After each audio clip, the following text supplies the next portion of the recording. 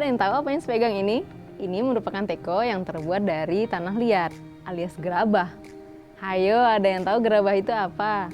Nah, gerabah itu merupakan perkakas yang terbuat dari tanah liat, kemudian dibentuk sedemikian rupa dan dibakar, dan biasanya digunakan untuk kebutuhan sehari-hari.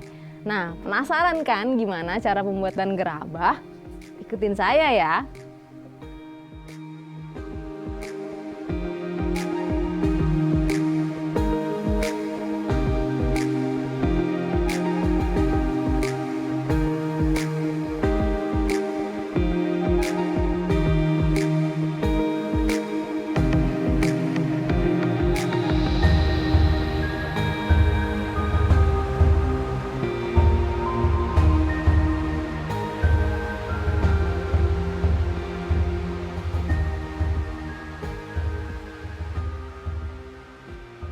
Assalamualaikum Bapak. Waalaikumsalam. Aduh, ganggu Pak. Iya.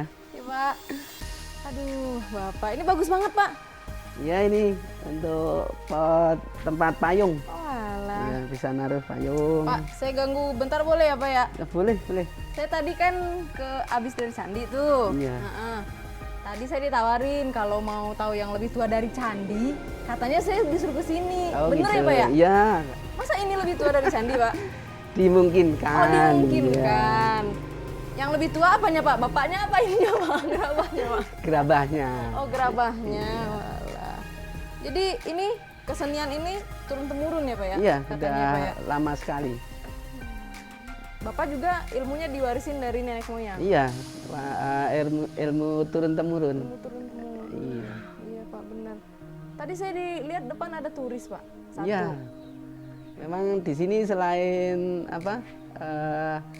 pengrajin juga tempat wisata. Oh tempat wisata. Banyak turis ke sini Pak? Ya hampir. Hampir. Iya, hampir banyak. Kalau dulu banyak Oh sekali. sebelum pandemi ya Pak? Iya. Ya? Benar-benar. Ini saya dengar juga udah apa itu Pak? UNESCO ya Pak ya? Ya, UNESCO sudah masuk juga ke sini untuk memberi istilahnya Cagar budaya gitu supaya ya, Pak kita ya? nggak punah. Jadi untuk kegiatan ini, Dilestarikan. iya, untuk melestarikan UNESCO sudah datang ke sini. Nah Bapak, saya juga lihat foto-foto udah lama tuh, kayaknya Bapak udah mahir nih. Saya pengen belajar nih Pak. Boleh, nanti kita ajarin. Boleh Mulai belajarin dari ya, Pak, ya? awal sampai akhir nanti Wih mantep bisa. Pak, bener. Tapi nanti saya tanya-tanya nggak apa-apa ya Pak Boleh, ya? boleh, iya. Ya udah Pak, yuk kita coba bikin ya. Monggo, monggo. Iya. Di mana Pak? Di sebelah. Di sini ya Pak. Ini apa galerinya ya Pak? Iya, di sini nanti kita bisa belajar. Ada macam-macam nanti kita ajarin. Alat dan bahannya nih Pak. Iya. Biasanya kalau butuh apa aja Pak? Kalau bahannya itu terutama tanah liat. Nah, tanah liatnya Iya. tanah liat apa nih Pak? Tanah liatnya itu kita biasa ngambil kalau enggak dari sawah, kita ambil dari kebun. Ada spesifikasi tertentu Pak? Ada. Tanahnya, Kalau jenisnya? di kawasan Borobudur atau di Dusun Klipo ini sudah 1 meter dari permukaan. Ya, baru bisa Jadi setelah diambil. kita gali Ya. 1 meter baru bisa diambil. Baru bisa diambil dengan dicampur air. Dicampur air. Kadang ada juga yang dicampur dengan pasir kuarsa. Pasir kuarsa. Pasir kuarsa itu pasir yang mengambil dari kali, bukan yang dari Gunung Merapi. Kemudian alatnya apa aja yang kita butuhkan? Kalau alatnya sederhana sekali, Mbak. Itu alat puter. Kalau di sini namanya perbot. Perbot. Perbot. Iya. Perbot itu kata Jawanya itu perbuat. Jadi untuk pembikinan. Nah, gitu. Itu manual Pak? Manual. Kita masih pakai yang manual karena lebih bisa menikmati. Ya. Kayak di film-film ya Pak ya? Ya, Menikmati betul. membuat tembikar Membuat gitu Pak. tembikar. Boleh Pak kita coba Pak? Oke, monggo. Oh ini ya Pak ya mesin putarnya? Iya, betul. Jadi untuk membuat tanah liat ini, tanahnya adalah tanah-tanah spesifikasi tertentu, biasanya di sekitaran Candi Borobudur atau sekitaran Kecamatan Borobudur ini. Bukan tanah-tanah untuk tanaman, apalagi tanah sengketa. Nggak boleh ya, nggak boleh, beneran. Jadi ini tanah khusus. Nah, tanahnya bentuknya seperti ini nih. Ini udah dicampur air ya Pak? Iya, ini Kira-kira sudah siap. persentase air sama tanah berapa Pak? Tinggal Di kira-kira. kapasitasnya ya. Kira-kira yang penting tanah bisa lembek. Tanah bisa lembek. Iya. Tadi kedalamannya 1 meter ya Pak ya? 1 meter baru. bisa diambil. Karena kalau yang atas itu biasa sudah tercampur dengan Humus ya Pak ya? ya. Jangan tanah sengketa bener Pak. Ini caranya dibulet-bulet dulu. Ya, pertama kita bikin bola. Nah, dipadatin gitu ya Pak ya? Iya.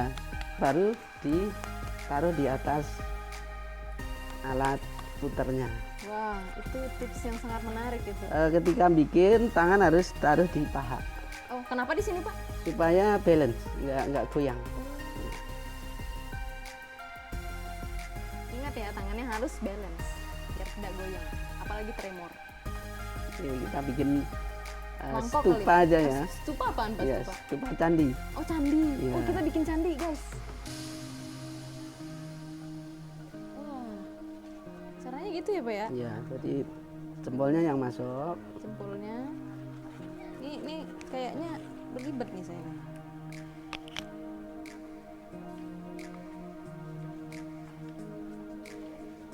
Ini baru tengahnya pakai jari masuk sampai ke alat, baru dari dalam kita tarik pelan-pelan. Ini kecepatan putarnya senyamannya kita. Iya, disesuaikan dengan senyaman kita. Kok jadi kayak gelas, Pak? Iya.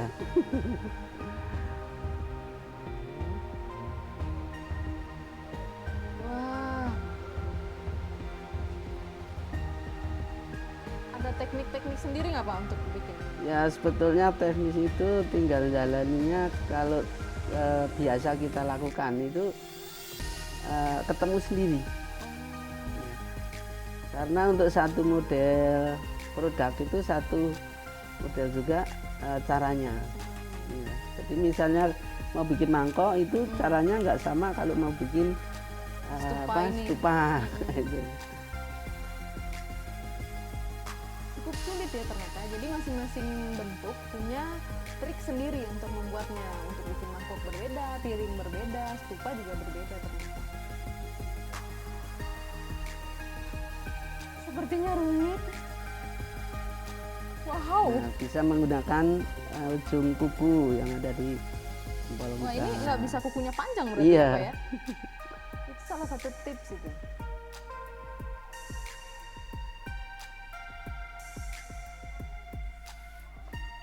Yang Udah tadinya. jadi, Pak. Kemudian ada cara pengolesan atau pemadatan tanah. Itu. Ini namanya dalim. Dalim. Dalim itu kalau istilah Jawa bisa ngedal kilim. Jadi untuk kilim penghalus. itu apa, Pak? Ini supaya halus, supaya padat. Itu pakai Ada dalim. kain khusus. Ini biasa pakainya pakaian ibu-ibu yang sudah nggak kepak. Jadi kalau pada saat penghalusan juga ininya kayaknya seperti melambat ya, Pak ya? Iya. Putarannya. Nah, setelah itu bisa kalau misalnya pinggirnya mau dibikin Heeh. love atau mungkin bikin bunga, ini tinggal ditekan pelan-pelan sesuai selera. Kayaknya saya nggak bisa nih buat kayak gini. Kayaknya cuma bisa buat mangkok deh. Tangannya gatel pengen nyoba bikin. Nah kalau udah jadi nih, Itu tinggal dipotong. dipotong menggunakan Alat ini apa potongnya. Pak? Ini Benang pancing. iya benang pancing. Kenapa memotongnya harus menggunakan benang pancing? Karena lebih enak, lebih tipis ya. Dari bawah Dari bawah langsung ditarik. Heeh. Kalau ini di sini namanya serat. serat. Ya. Itu benang pancing ya. Terus Setelah bawahnya itu baru diangkat. pelan-pelan. Cantik sekali. Untuk satu model ini bisa memerlukan waktu kurang dari 5 menit. Kurang dari 5 menit loh. Stupa. Pengen nyoba. Oke. Tapi jangan stupa, Pak. Susah. Ini nanti dijemur ya? Ya, biasa kalau mataharinya bagus kita jemur 1 hari baru masuk ke oven. Oh, jadi penjemurannya menggunakan 2 metode. Iya, Secara alami matahari. matahari juga kemudian pakai oven bisa. kalau matahari saja, Pak? Matahari saja cuman keras tapi nggak bisa tahan lama. Jadi kalau teman-teman yang tidak punya oven gimana tuh Pak? Bisa pakai panas tradisional, yaitu pakai kayu-kayuan. Kayak di asap gitu? Iya, dibakar di kayak mau bikin areng. Oh, jadi kalau nggak punya oven di rumah bisa menggunakan pengasapan atau arang untuk membakar. Karena kalau hanya menggunakan matahari keras ya Pak ya? Ya keras tapi nggak kuat. Rentan pecah gitu. Iya. Pak, saya bikin yang mudah aja Pak. Oke, mau bikin Apa aja yang jadi deh Pak? Ya, coba Sejadinya. dibikin bulatan dulu. Oh, bikin bulat. Iya. Kok saya nggak bulat Pak? Taruh.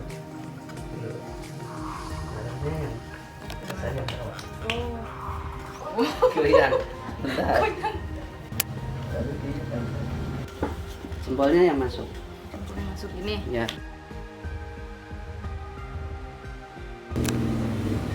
Susah ternyata. Ini masukkan di jari paling belakang sama. Oh, gini. Terus Pelan-pelan baru masuk dari bawah.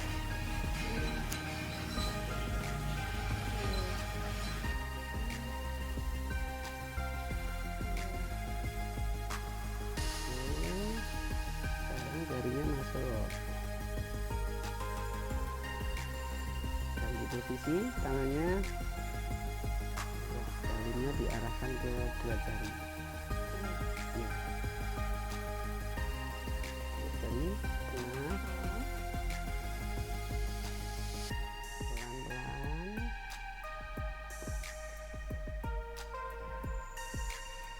begini ya Pak. Iya. Nah ini untuk jadi kenangan Mbak, ini bisa dikasih nama. Oh, bisa dikasih nama. Iya. Bisa dikasih nama. Saya nulis sendiri nih Pak. Iya, monggo. Di sini boleh. Saya bikin apa ya kira-kira ya? Oh, gimana sih Pak Di nulisnya? sini nulisnya. Di sini. Iya.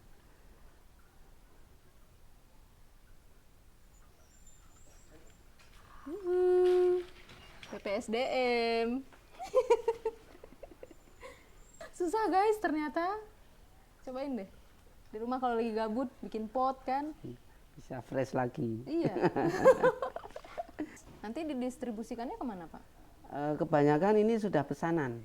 Oh, jadi yang saya lihat ini Iya. semua pesanan orang. Banyak yang pesanan. Iya. Ada juga yang masuknya ke pasar-pasar tradisional. Kalau kemarin waktu wisata itu berjalan bagus, nah banyak juga yang masuk ke tempat-tempat wisata. Wisata. Iya. Sudah ekspor Pak? Ekspor belum, tapi kalau barangnya sudah nyampe ke penjuru dunia. Oh, barangnya sudah nyampe penjuru dunia ya Pak ya. Iya. Nah, saya penasaran nih, harganya berapa Pak kira-kira? Harganya itu Mulai dari yang kecil. mulai yang kecil itu harga Rp2.000. Oh, 2.000 ada? Ada. Apa itu bentuknya? Itu biasa koin untuk siraman nganten. Itu yang koin-koin kecil itu untuk belanja dawet tuh. Oh, saya baru tahu ada koin dari Tanah Liat untuk Ada, ya. belanja manten gitu ya. Iya, Saya baru tahu. pas siraman biasanya kan Siraman, pakai. Terus ada juga kalau yang tertinggi itu bisa 3 juta. 3 juta. Itu apa tuh Pak? Boleh tahu? Itu biasa bentuk-bentuk patung yang tinggi besar. Oh, Bapak sekalian bentuk patung. Iya, kita kalau misalnya ada order kita siap. Itu nanti desainnya dari mereka. Biasa desain dari pesanan, terus nanti kita bikin cetakan kalau misalnya pesanannya banyak. Nah, Pak, ini kan barang-barangnya banyak nih di sini. Iya. Ini yang pekerja Bapak dari mana aja? Khusus dari saudara-saudara di Klipo ini, karena masyarakat Klipo itu hampir 90% pengrajin. 90% pengrajin. Iya, yang 10 itu ada yang petani, ada juga pedagang. Jadi memang usaha turun-temurun ya. Iya, betul. Usaha dari nenek moyang, kita tinggal meneruskan. Ada tips dan trik Pak untuk teman-teman mungkin pemuda-pemuda desa yang ingin berkreativitas atau mungkin menggali potensi desanya terkait Tanah Liat sendiri Pak, terkait gerabah. Oh iya. Jadi tip atau triknya itu ketika seseorang itu mau punya sesuatu yang dibanggakan atau mungkin ada sesuatu yang bisa menjadi nilai ekonomi, kenapa tidak kita mencoba untuk membuat sesuatu produk yang dari lingkungan kita sendiri bahan bakunya gitu. Karena mungkin bahan baku itu kalau di tempat lain justru lebih mahal, tapi karena kita punya jadi bisa ditekan untuk bahan bakunya. Jadi kita memanfaatkan sendiri sumber daya alam Iya, kita, sumber alam yang kita punya. Ya Pak, terima kasih Bapak, saya sudah mengganggu waktu Bapak. Iya, sama-sama. Nah, sama-sama kita harus lestarikan budaya kita, apapun itu yang ada di desa kita sendiri. Kita sebagai anak cucu berkewajiban untuk menjaga, melestarikan. Jadi kita tidak hanya memakai saja, menghabis-habiskan saja sumber potensi kita. Sampai jumpa di materi pembelajaran selanjutnya.